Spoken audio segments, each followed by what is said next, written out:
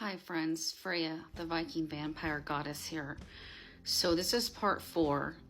We left off on part 3 where I was getting ready to go on the battlefield and feed for the first time. But where I want to take you to now on part 4 is we're going to go backwards to the night that it happened when I was turned into a vampire. So let's go from there. So it's a very unusual day in Norway. The weather was quite gloomy.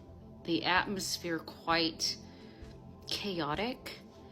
It was chilly, drizzly, a lot of fog. Unusual. Yeah, Norway's cold, and yes, we can expect, weather like this, but this was very different than any weather we've experienced before. And it came out of nowhere, like a dark cloud over the horizon. And this was the year of our Lord 928. And this would have been about my 13th battle. And my dad, Magnus, didn't want me to go because he didn't like the number 13. Believe it or not, back then it was very superstitious. And I assured him and my mother that I was a fighting goddess, warrior, queen, which is why he gave me this crown. And I'm going to make you proud, I said, Dad. He said, are you sure you want to fight this battle? I said, yes. We will not have some rogue Vikings from across the pond, or whatever you want to call it, across the ice, come and try to take our village. We are stronger than that. So I got geared up in all my battle gear, shield, sword, everything that I had to take with me, axe. So we get on the horses and we march to the battlefield, all in sync, all in line. And it's so foggy and gloomy, we cannot see the enemy on the other side, but we know they're there. We can hear them. They're pounding on their shields with their axe or their sword, which means they're ready for battle. So we immediately go into battle and ride off in the horses, and I still cannot see anything. It's so gloomy. The atmosphere is so dark.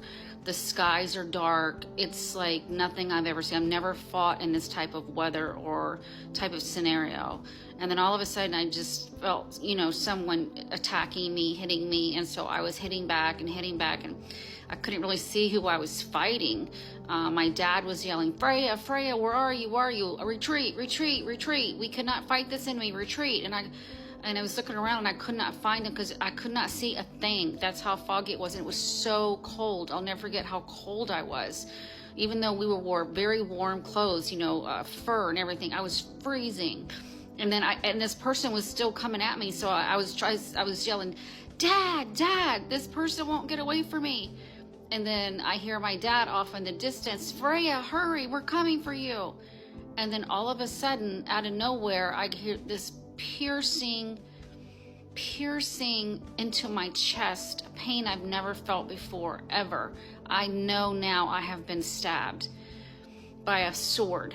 And that's how Vikings die, is by the sword to the chest. That makes sure that they go to Valhalla and get carried off the field by Valkyrie to our father Odin. So as I lay there in the field, still not being able to see anything, and I'm gasping for air because my lungs have been penetrated, a shadow stands over me as I can barely see, and he or she kneels down. Big person. I just remember this person being so tall to me at the time. That's how it looked, because I really couldn't see anything. It was so dark and gloomy. Couldn't yell for my dad. I had no breath. I was on being unalived. This person kneels down to me and says, Freya, do you want to live forever? Do you want to be immortal, or do you want to unalive on this battlefield right now? I can save you. And I was just like rolling my eyes around. I'm just like, I don't know what you're talking about. He's like, do you want to be unalived? I said, no, my dad's looking for me.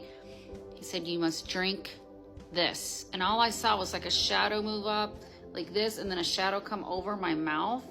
And then he put my mouth to his wrist, or her wrist, and I just started drinking on it, and then I went to sleep, or I thought I was unalived. Stay tuned for part 5.